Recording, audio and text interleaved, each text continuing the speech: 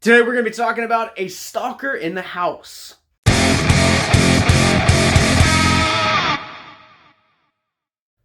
What's going on? Welcome to Victims and Villains. If you guys are new to our content, we are a nonprofit that creates content like what you're watching right now to educate and engage individuals on mental health awareness and suicide prevention through pop culture. My name is Captain Nostalgia. I am one of the writers, podcasters, and more here.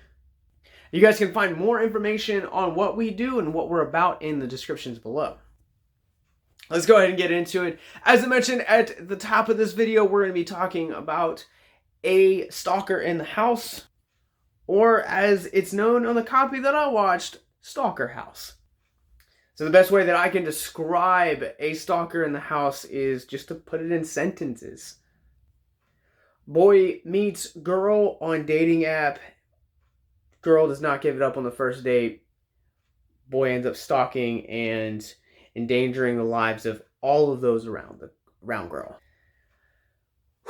Where to even start with this movie? I'm probably going to vent for just a few minutes about the marketing campaign around this. This film is marketed to have a heavy influence from Laurie Strode actress Scout Taylor-Compton.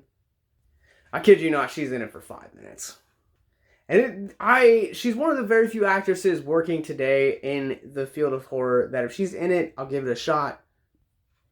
And boy, do I regret giving this one a shot.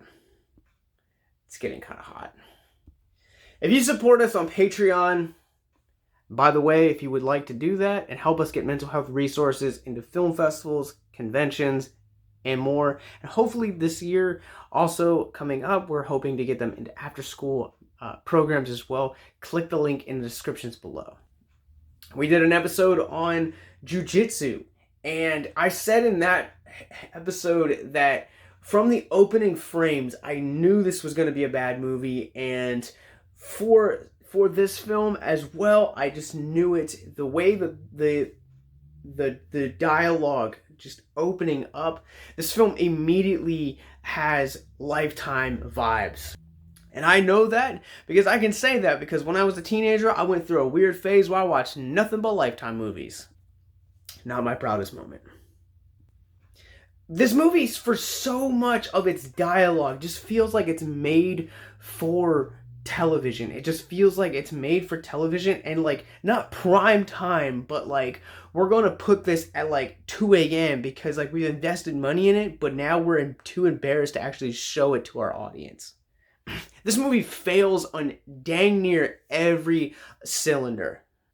Cinematography just looks like a TV movie. The writing just feels like a TV movie. There are literally times, I can't tell you how many times I was watching this movie and a character would say something and I just had to roll my eyes because there's so much of this dialogue. It's cringy. And with that cringy dialogue, nearly every action that every character does just makes them absolutely predictable. And character motivation in this movie might be one of the worst things that this film has to offer. And I get that there are probably guys out there who have had their hearts broken or have been rejected by online dating apps and have probably developed similar patterns as our main antagonist. But I mean, as far as like motivations go, like this, it just didn't hook me. Like there was, you feel like there was no sense of danger. And for this being a thriller, it's not very thrilling. That said, I will say that Jarrett Pearson, who plays the antagonist Mike, is actually the one saving grace for this film. His performance actually elevates this from just a dull, boring movie to something that's actually extremely uncomfortable to sit through. For all the TikTok people out there, let's just say he understood the assignment. Sorry, cheesy joke, I know. Pearson just has this way of just digging under your skin and just hatching eggs there almost. Like, it's so creepy how well he does in this role. Pacing's all right, but there, again, because of the way that the writing and the acting of the other actors and just so many other things that just seem to bog down this movie, even though the pacing is remarkable and it's one of the better things that this movie has to offer, you just feel the weight of every single moment. I just felt like constantly like my eyes were just getting ready to pop out of my head, or I was just getting ready just to dig into myself because of how boring and how cringy this movie is. I will go on record saying that this is one of 2021's worst films. And so I'm just going to put it through our Rorschach rating scale before we get to a mental health moment. If you guys are new to our content, mental health moment is basically where we take a theme of mental health and or something encouraging from the film that we are reviewing and expand upon it for just a few moments. I gotta give this one a 1 out of 5. It is just cringy and eye-rolly in all the worst ways possible. So if you guys see this, just know the Scout Taylor-Compton's not in this movie. Jarrett Pearson is the only reason to watch it, and it is just it's such a mess. But our mental health moment for this film, although it does deal with stalking and bad dating and just toxicity within relationships, I feel like I'm not the properly good person to talk to about these things. I've never done online dating. I've never had a stalker. I don't know what any of that stuff goes, or how that stuff plays with your mental emotions. So I am just going to kind of stay away from that stuff and not speak to things that I don't know anything about. But however, I am going to speak to the need that this movie, it has a prevalent force for why there is a need for healthy relationships.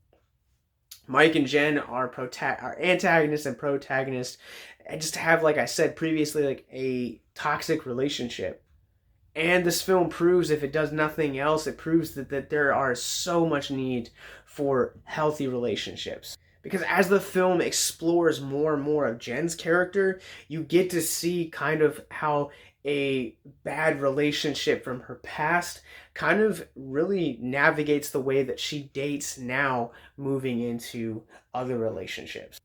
And whether it's romantic or platonic, just remember and just know that if the person that you're with, whether you're romantically involved with them or you're just buddies with them, understand that there is a need for positive reinforcement and environments, because in the long run, the relationship that you have with that person and that individual is going to shape and mold the way that you move into other relationships.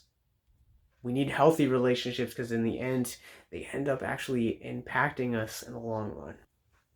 That's it. That's all I got. If you guys need any mental health resources, check out our mental health resource library down below. And if you are a DIY filmmaker, we are now accepting submissions. And if you are a small business, we're also accepting sponsorship opportunities for our first ever film festival. It is horror-centric and mental health focused. It's called Horrific Hope. You guys can find the details in the description down below. It is going to be April 29th and 30th. April 30th, we're going to be doing it at the Winchester Alamo Draft House. We're super excited about it. But yeah, we would love to feature your art and have conversations about mental health and how it affects not just the characters on the screen, but also us in the audience as well.